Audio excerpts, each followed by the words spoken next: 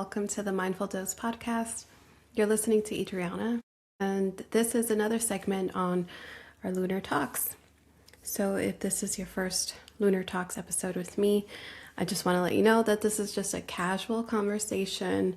I'm currently getting a certification in traditional astrology, so I developed this segment on the podcast to just talk about astrology and bring the information to anyone who wants to tune in. So with that being said, the reason why I'm considering this a casual conversation is that I don't have an exact format. I just kind of look at the chart for the first time with you guys, and then I talk about everything that's coming forward to me. I appreciate the support. Oh my God, I feel so rusty. It's been a couple of weeks since I've last recorded. And since then, I've got a new Macbook, and I downloaded a software program to look at these charts. And with that being said, I'm going to try to... Oh, and I'm also recording on a new platform. Whereas before I would record on Zoom. Now I'm on a new platform, so everything in front of me is brand new, and I'm doing it for the first time here with you guys. Okay, I got my cards here. I like to tap into the energy through tarot cards. I feel like they do a wonderful job of anchoring the intention for the moment. And the card deck that I have is the Mystic Tarot by Liz Green, and there's someone else involved with the creation of this deck. So I'll be sure to get that information for you for the show notes below. Now we have a lunar eclipse. We're still in the thick of eclipse season, and we have a lunar eclipse coming up on March 3rd, 2026. It's in the sign of Virgo. So the last eclipse we had about 2 weeks ago was in the sign of Aquarius. Now we're shifting the eclipse from air to earth. And let's see. The Virgo eclipse it's on the South Node, and the South Node is a symbol of release. It's a symbol of the past, what's no longer present. The card that I got is the Knight of Swords. So for those of you who are just listening, the Knight of Swords on this card that I picked has two people on a white horse. They're the center of this image. And they're both carrying a sword in one hand, and then both holding onto the horse in the other hand. And behind them, there are clouds in the sky. It almost looks like clouds. It looks like possibly smoke coming from an extinguished fire, because I don't see any fire. It just kind of looks like smoke. And there are mountains in the background, and the whole ground is bare. So it looks rocky, it looks dry. And the Knight of Swords connects to the air element, which is why I feel like the image has a lot of representation of air, dry land, smoke in the sky. Now these people, these knights, they're both knights, which means in the deck that it represents a person who has experience and wisdom and who has already a level of expertise. With it being in the swords realm, this is about our mental sphere. At this point, I know that Virgo is the sign that the lunation is taking place in, the eclipse. Virgo is ruled by the planet Mercury, and Mercury represents communication and air element qualities, learning, talking, listening. And the reason why I feel like we're getting this card is because Mercury, at this point in time that I'm recording, just went retrograde. So it's February 26, 2026, and Mercury went retrograde in Pisces, where it doesn't do so great. So we're experiencing the first Mercury retrograde of 26, and it's in its fall, which just translates to the aspects of Mercury: communication, traveling, technology. These things are going to kind of go through a trip, if you will. You may experience some of the classic Mercury retrograde activities, which is technology not really working properly. You may hear from old relationships, and things may be misunderstood. With it being in Pisces, the water sign, the opposite of Virgo, so in the opposite sign that it rules, a planet will usually not work the best because it works best in the opposite sign.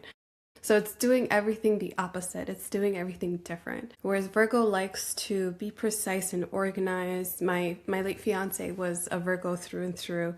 And one of the things he would always tell me, a Pisces, is order of operations. Like, just get things done in the way that it makes sense. Whereas Pisces, we like to feel things out and everything comes to us intuitively, and it's hard to explain how you got what you got, or it's hard to explain your routine and the method of your madness.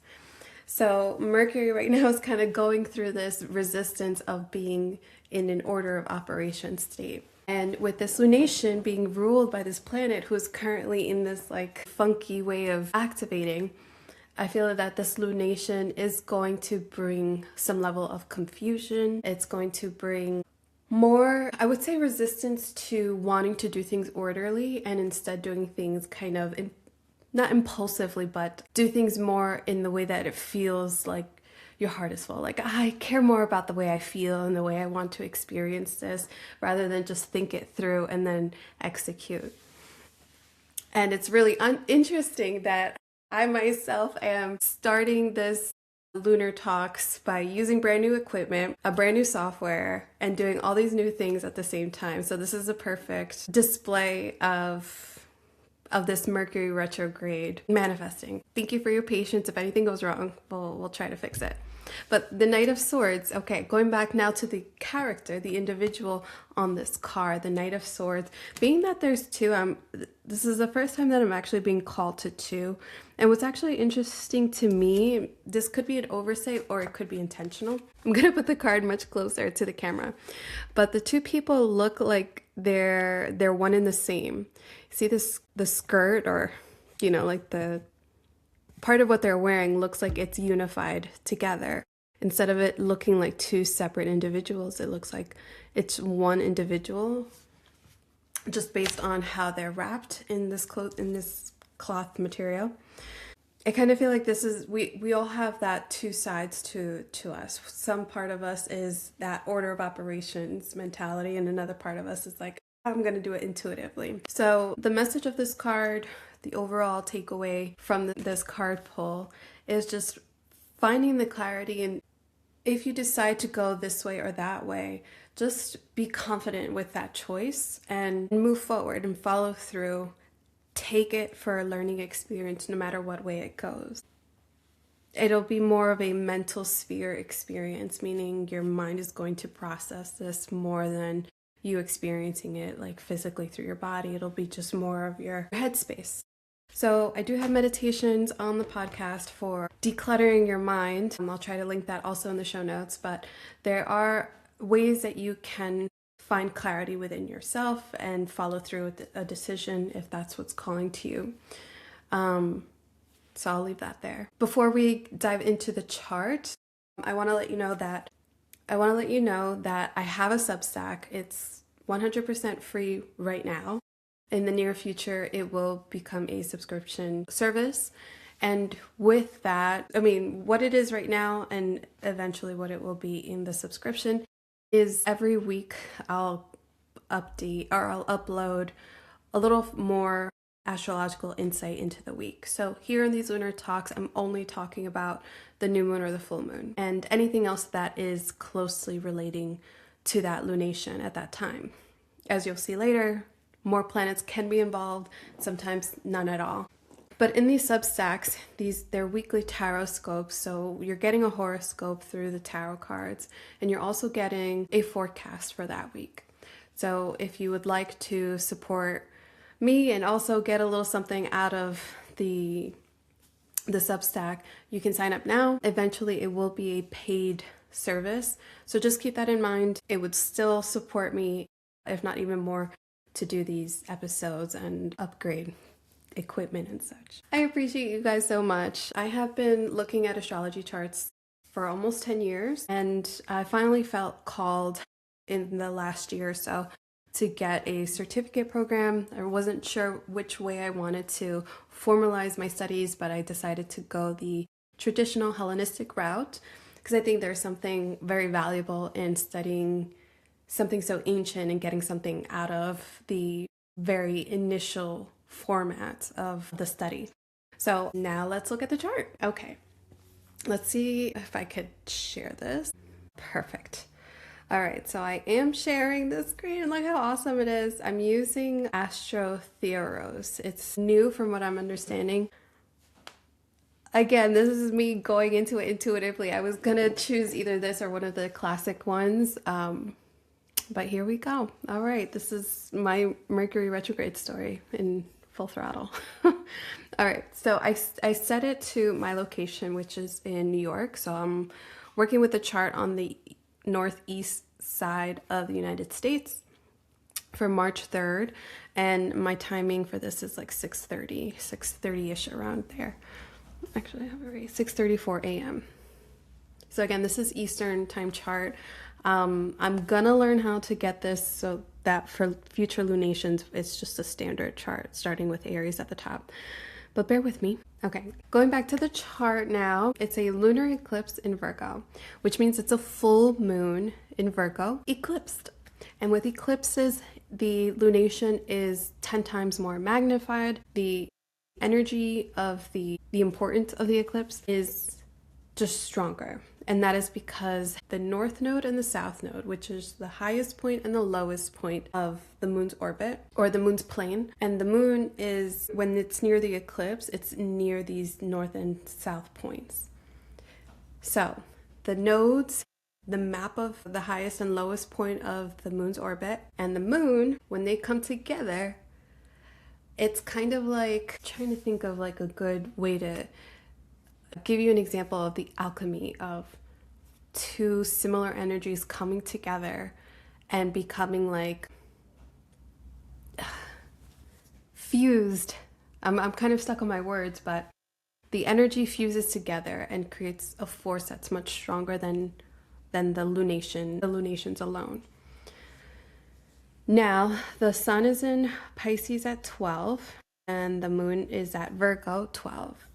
Here is that horseshoe shape is the south node. So it's about 4 degrees away from the moon, which is considered within the eclipse realm.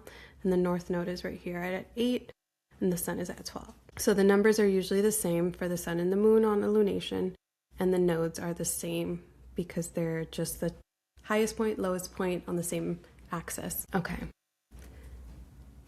So the lunations itself are making an aspect to one another, the sun and the moon. They're in opposition. And the sun is kind of highlighting that intuitive side. It's pretty neat that Mercury is tied into the eclipse. Right here next to the sun, it's at 20 degrees Pisces, and you can see right here it's RX, which is a symbol of retrograde on the chart. The moon is in Virgo, and its ruler is right here in Pisces. It's in the opposite star. So I did talk to you guys about Mercury being in its fall, and it's now retrograde. What the sun wants to highlight is the intuitive side of ourselves that feels before processing. It's somewhat close to Mercury. Mercury's drawing itself back to the sun. It's going back to that intuitive part. It wants to be intuitive. What the moon is kind of saying is like it's kind of telling ourselves like, find the earth beneath you before you go drifting off into the clouds as a kite or a balloon. Like, anchor yourself back to home base. Come back to earth and find your way back. If you get too far, we'll reel it back in.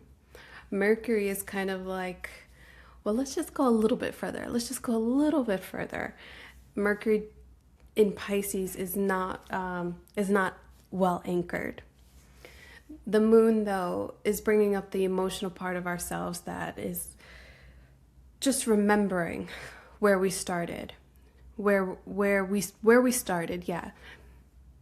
Before we can continue forward, we just need to kind of remember our roots, and that's what the moon with the south node in Virgo is kind of suggesting here. What's interesting is like where I'm at in upstate New York, the lunation is happening on the ascendant, very close to it. They're both at 12 degrees. So this is a really big marker just for tapping into our intuitive side and just keeping it there, like keeping it aware and seen. And the reason why I think this is an important lesson, and I'm coming back to the Knight of Swords, is you can see how the landscape is so dried out. It needs water. Water is life. So we need to have our intuitive part of ourselves, this part that flows and rides the waves of energy. Everywhere you go, the energy is different, and you're in this ocean of energy. So we need to keep that part alive and aware. And I bring that up because we're finally in the Pisces season without Neptune, which has been there since 2011. And we're in the Pisces season without Saturn, which has been there since 2023. Those two planets, they take their time through a zodiac sign. They both have a different pace, but they take their time. And we don't have those two heavy, slow-moving planets in Pisces anymore. So we do get a breath of fresh air, like coming up out of the depths of the ocean of energy, but it doesn't mean that we have to leave it behind. I know that these last years with this Pisces emphasis has been kind of like not in its best, I would personally say. I'm a Pisces sun, so for me it has just been really exhausting, and you might feel a different type of exhaustion, but I think that that energetic exhaustion of like swimming through dense water is something that we kind of just dealt with for a while, almost like with no end in sight. But now that we've reached the end, it's done, the waters have kind of lightened up. But don't forget that there's water. Don't forget that there's intuition, there's emotion, and there's unseen energy, unspoken energy that exists in our daily life, and we pick up on it. And there is a way to be logistical about it. That it's actually, one of my ways of teaching and connecting through energy healing is like how to find your inner voice and navigate through life, through mindfulness, through spiritual connection, through honoring your intuitive voice, and still be an active participant in civilization. So I kind of feel like this lunation is tapping into that. I'm gonna go ahead and look at some dates, since we have been in that Pisces Virgo eclipse for a while now. So not only have we had just Neptune and Saturn going through Pisces, we had the North Node going through Pisces also within the last couple of eclipses that we've had. So Pisces and Virgo has really kind of done some work here, mostly the Pisces. Virgo has been more about like being directly affected, but not the one who's been affected. So maybe not directly affected, but still tied in some way. Sorry, I will get better at the language. I just wanted to give you some eclipse dates. We have one more Virgo eclipse after this, and that one will happen in a year from now, 2027. Virgo will be at 1 degree. So I would keep that in mind if you're like an early Virgo baby. The last time we had the nodes on Virgo at 12 or close to it was March of 2007. That was actually also a South Node position. So that was like almost 19 years ago. Oh my God, there's so much I could talk about with these lunar eclipses. Yeah, so the one from 2007 is similar in that it is teaching you themes very similar. So either events of that time are resurfacing again in a new light, or similar themes like that time of your life, 2007, 2008, are resurfacing again. From a collective understanding, someone in the astrology community made a note about the politics of that time and the politics of now, and how they both kind of influenced a major change in our political society. So I'll leave it at that because I'm not a mundane astrologer, but it does fascinate me, and it's a great way to study the transits if it's hard for you to do it for your own chart. So 2007, 2008, the nodes were at the same point that we're experiencing them now. So essentially go back in time, 2007, 2008, to understand any linked connections or similar connections to the major transformations from that time and now. However, in 2015 and 2016, we had the nodes on Virgo and Pisces, but they were opposite. So the South Node right now is in Virgo. In 2015, 2016, the North Node was in Virgo. And again, similar review process, what was going on 2015, 2016 in your life, and how does it relate or link to the major changes you're experiencing now. But again, major changes, major beginnings and endings will happen in the house that these lunation points are happening in. But also, if you have anything in Pisces and Virgo that's making an aspect to something else in your chart, it's going to activate that part of your life as well. So, for example, the full moon is making an aspect right now to Jupiter. The sun is supporting Jupiter and Jupiter is supporting the sun. Jupiter's like, yes, I root for our intuition. I root for that part of ourselves that dives into the deep waters and feels energy out. I support that. And Jupiter is making a sextile aspect to the moon. The moon is supporting Jupiter. The moon is kind of saying like, here's everything you need to support and care for whatever areas Cancer rules in one's chart. So the sun and the moon are being joined by Jupiter, and I feel like this is also a lunation where we might see some luck kind of pop up. We might see some fortunate events wherever Cancer is in your chart. But again, we do have some difficulties in other areas of the chart. I'm just going to concentrate on anything that is directly affecting the lunation. So I feel that this lunation, despite it being a magnified eclipse, despite Mercury in its fall in retrograde, I still feel like in the background, we do have this giant cosmic hug and support system that is Jupiter and Cancer. And what this support system will do is, yes, there may be some confusion in our conversations. Yes, things may be unclear. Yes, we may lack the full ability to execute an order of operations. However, I think that as long as our care and our nurture and our tenderness is involved, we'll swim within the right waters and we'll be all right, is my takeaway from all of this. Again, I would definitely check your rising sign and all to understand where this is all happening, and you can do that by subscribing to my Substack. So thank you for letting me just talk to you about the lunation and start using my new equipment for the first time and progressing at a nice decent pace in the astrology certificate program. I'm really excited about it. I feel like I'm strengthening my skills as an astrologer, but also strengthening the intuitive part of myself. I do a bunch of other things within this wellness world.